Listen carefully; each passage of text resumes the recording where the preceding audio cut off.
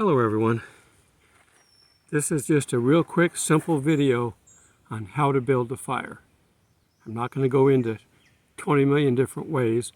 This is just a very simple way that I do it.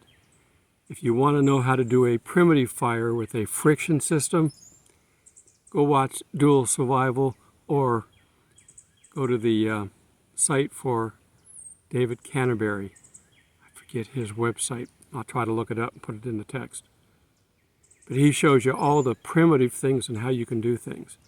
I'm camping. I'm deliberately doing this. I'm not doing this out of necessity. I can prepare ahead. I can plan ahead. And that's what I'm doing. And so that's what I'm going to show you how to do. There's a easy, quick way you can do a fire.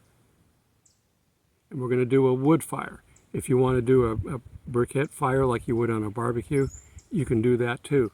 There are different places with different types of barbecues and different types of ways of fire. I'm using a fire ring that's part of the campsite. So I'll show you how to do that. I bring very simple tools. I have matches. They're my backup. But I just simply use a lighter. This is all you need. Why make it complicated? You're out here to have fun and just to have some of the luxuries of home. Oh, and by the way, I keep a spare just to make sure. Anything critical, have a spare or an alternate way of doing it. I have matches. Matches can be a pain sometimes because you strike it and the wind blows it out. The wind's blowing. If there's no wind, it's okay. You could use a match if you want, but you got to get right in there with the match. This gives me a little bit of a reach. Depending on what you're cooking and how you're cooking it, I just have simple tongs to deal with it. I can grab a hot dog and pick it up and flip it, roll it if I need to. I can grab a burger, flip it. I like this. I can grab a piece of wood that's fallen over and put it back on the fire with tongs. You wipe it off, and you're going to get some ash on food if you're going to cook outside. Get used to it. It's not going to kill you. And if I'm going to have a grill, I got to have a little multi-tool for cleaning up the grill. Scraping the hard stuff. It's got hooks in there for different size grills if it fits. A rough brush and a scouring pad. You can pretty much clean anything up. If you scrub it cold, just brush it lightly to get any food products or things that might be on it off. But you're better off to scrub it. Once that's roughly clean, scrub it when it's hot. Because then things, if it's congealed, if it's got oil in it, if it's got grease or whatever, fat, it will liquefy and you can scrub it better. Okay, but that's just, clean up.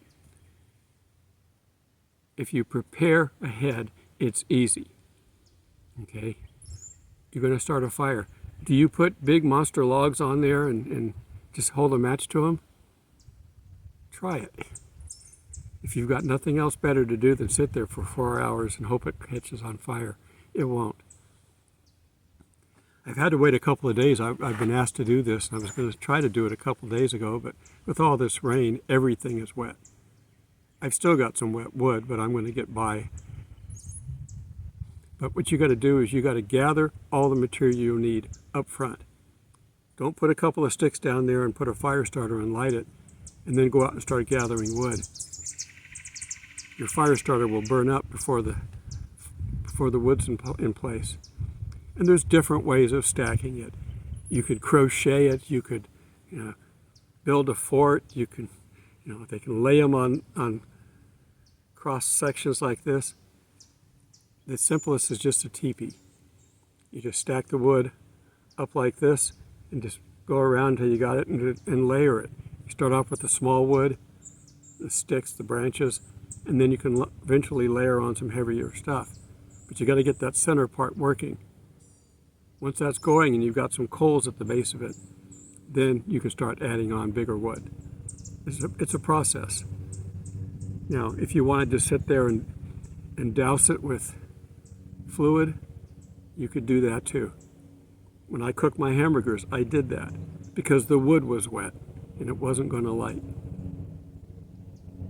But you got to let that burn off then. If you do that, you got to let it burn off so you don't get that flavor in your food. If you've ever cooked on a barbecue, you know that. A charcoal barbecue. And again, we're not doing charcoal this time. I can do that in another deal, but most people who have home barbecues, if it's either a gas grill or you've got some form of charcoal. Standard briquettes, that's great. I like to use those if I'm going to use the Dutch ovens and that, because I can control the temperature. Each briquette's 25 degrees. Put some below, put the lid on it, put the food in, of course, put the lid on it, put some charcoals on top, and you have an oven. Just put as many in there as you need for temperature. If I'm going to use a griddle on the ground with the charcoal, I got to get something to support the edges of it. You put your charcoal, I lay down foil, put your charcoal on there after it's already hot and ready to go, and then put the griddle on it, and you can cook that way.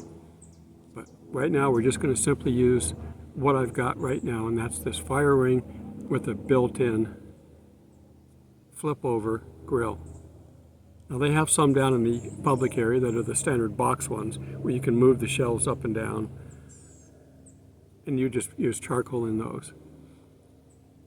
Do not put a log that is bigger than the fire ring in the fire ring. I've got some examples over here we're going to show you where people have tried that. We're not building a bonfire. We're not building a fire specifically for heat. You're building a cooking fire. So starting it in the morning is going to be useless unless you're cooking breakfast. If this is a lunch or dinner fire, it doesn't take that long, 30 minutes to get a fire going. So just plan ahead. If you're going to bake a cake, you turn the oven on and let it preheat, don't you? You do the same thing with an outdoor fire. And I guess that's all I have for me to say here. Let's go see if we can build a fire. Okay, well, to start with, you basically want to clean out your fire ring if it's been used before. And the base is still wet right now, I can see that. But you want to scrape up whatever's in there. If there's leftover charcoal, that can be reheated, heated back up and become part of your base. So that's okay. You get your piles of small branches. We haven't started anything yet. Medium and large. And then you can have your actual wood that you're going to put on top for a bigger fire for a longer time. I don't think I'm going to use that today for lunch. And that's what we're building for is lunch. You see what people have done? They put these logs on there. Of course, they don't burn. The little one I might try to get on there today and see if I can get it to catch, but it's a problem. The other thing to think about now is safety. Because I am on a gravel pad, I don't have to do a whole lot of prepping around it. If this was just on the ground and there were leaves all around it, you want to have a good 2-foot area around it where there are no leaves or anything that can catch on fire. It will spark a little bit. So to prep it, you just have to rake it back. So having a small rake is helpful, or you can kick around with your shoes, it doesn't matter. But you just got to clean it out. Here, because we have a built-in fire ring, we're good to go. And you can see that this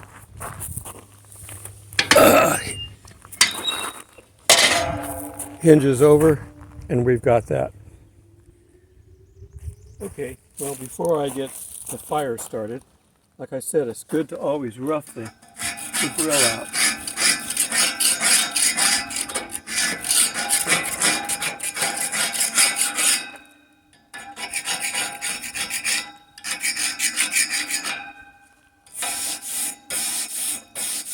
I'm just trying to get the big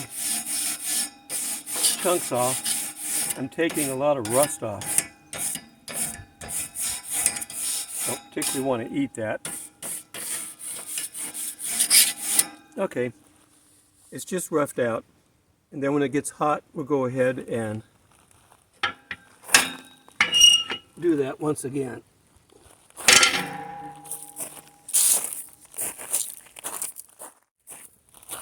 Okay.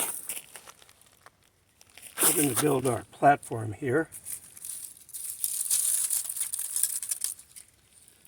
Just get a couple of good sized sticks.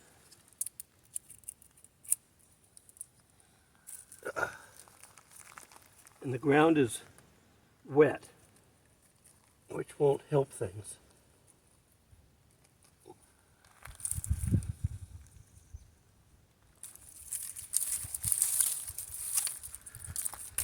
Those over there.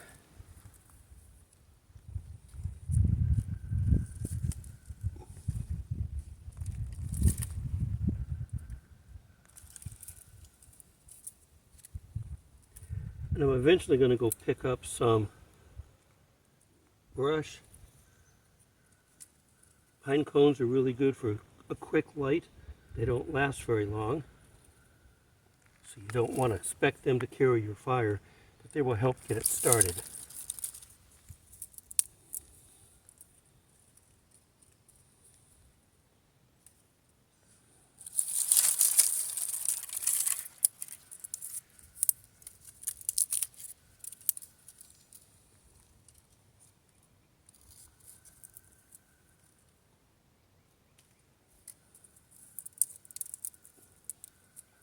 If you actually wanted to make a living quarters out here out of wood, you do basically the same thing. You're basically building a teepee.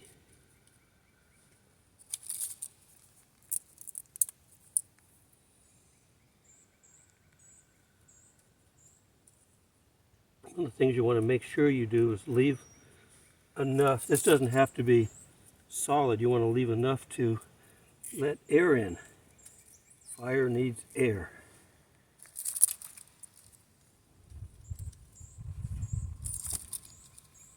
Okay, well, I'm just going to keep doing this until I get it to where I want it. And then we'll go get a fire starter. And I'll get some brush and I'll throw in there as well. You also want to kind of leave an opening because you're going to want to put something right inside because you want the heat coming up.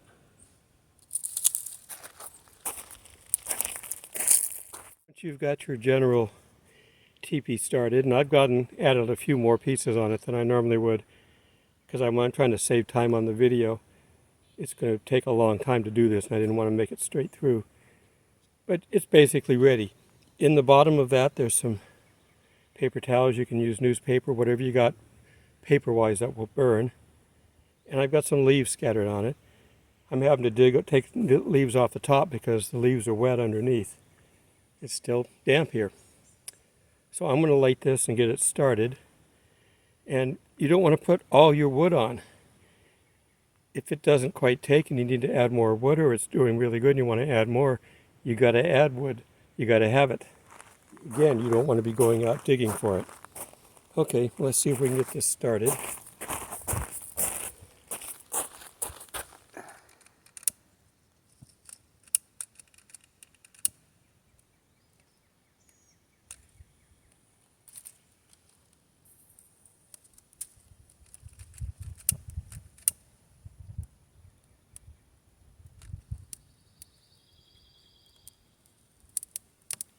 Again, the reason for the long reach.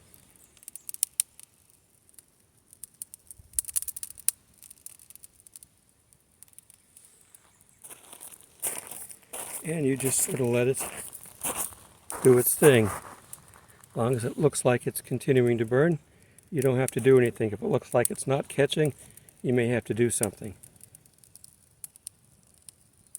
Never use gasoline on a fire like this. It's dangerous. I mean, in an emergency, you can use it if you know what you're doing, but otherwise, don't. It's very flammable and you can get burnt. I had a neighbor that tried to catch his leaves on fire that he raked up in the yard by putting gasoline on it. And he runs off to the hospital while I tell him, don't worry about your fire, I'll take care of it. There's a bit of a small breeze, so it's kind of helping to fan the flames. That's the name. Another view of the fire going. It's still got a ways to go before you can cook on it. You've got to get it so that it's burned up a lot of the small stuff and it has a bed of coals underneath that are hot. That way anything you add to it will burn fairly quickly.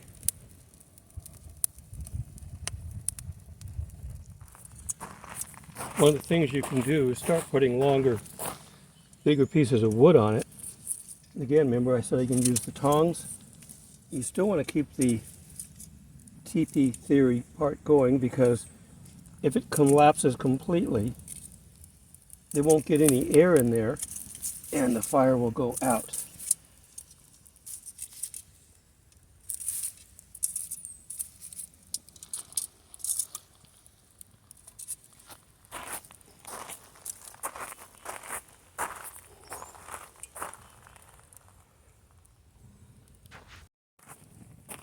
Once your fire seems to be stable and it's flattened out a little bit, you can put the grill over it. And let it heat the grill up. And when it's good and hot, you can go in and clean it. And then when you're ready, you can put your food on it. I've got my hot dogs ready. Got the buns and everything, so we're ready to go.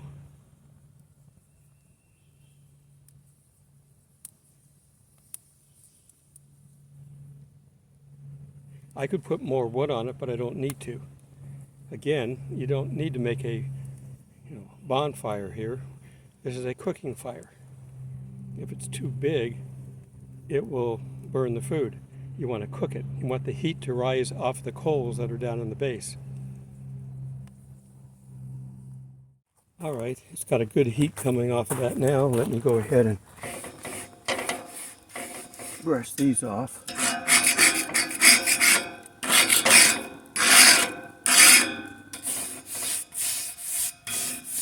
Here we go.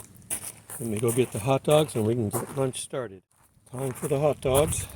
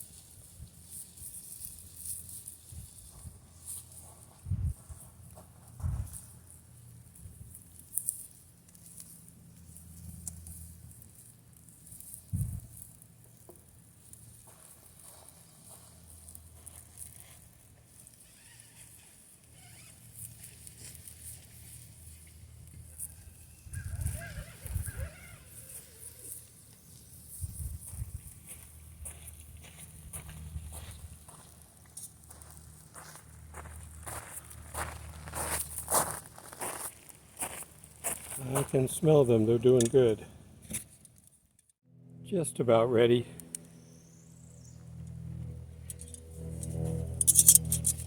You want to have something to carry them back to the table with, so I've got an extra plate. Got a plate set up with buns on it and ready to put all the toppings on, but now I need to take these off of here.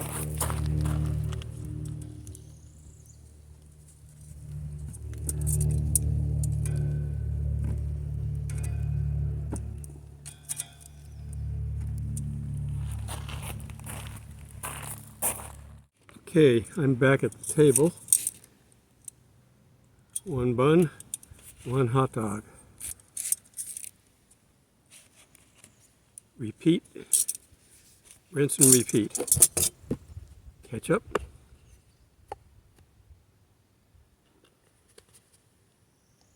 I need another bottle of ketchup.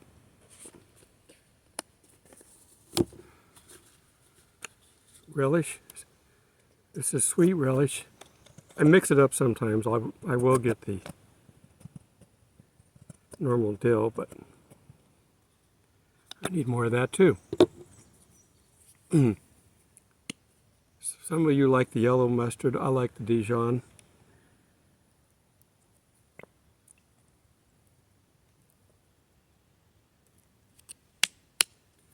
That one's pretty full, so we're in good shape. I've got 2 more hot dogs ready. Since it's just me, I'm not going to let you watch me eat all 4, but we'll take a couple of bites here.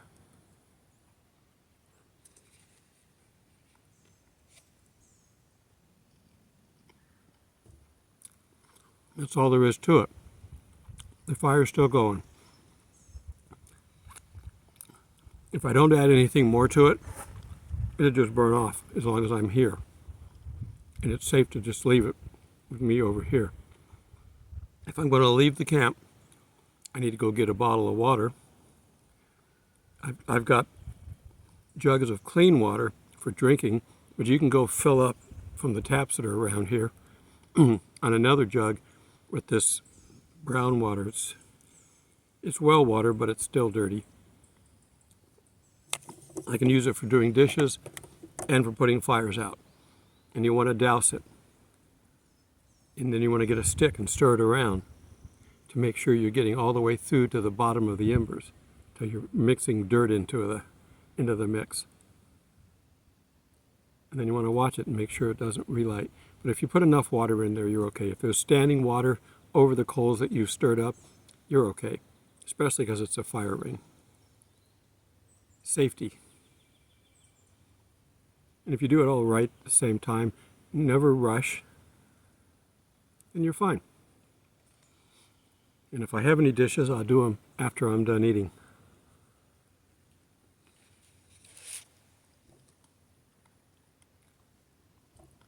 I could have just as easily put a steak on there. You just have to keep track of, as the steak's cooking, the normal rules of turn it after so many minutes. I could have put a piece of salmon on that.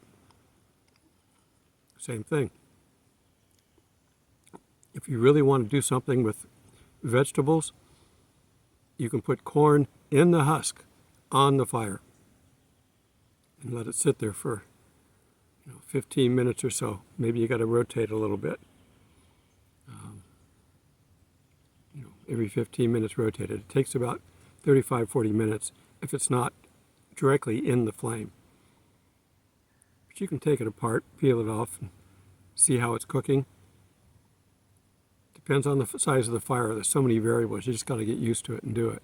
If it's not done, you put it back. You can put potatoes down there. I have stopped eating as many potatoes, but I do have squash. You can do other things. You can put stuff on top of the grill. Bell peppers on top. Asparagus can go on top. Uncovered, just set it on the grill just like everything else. You can put carrots on it, especially if you're going to build a stew later on. You can pre-roast them there and add flavor to the stew. Okay. Happy cooking.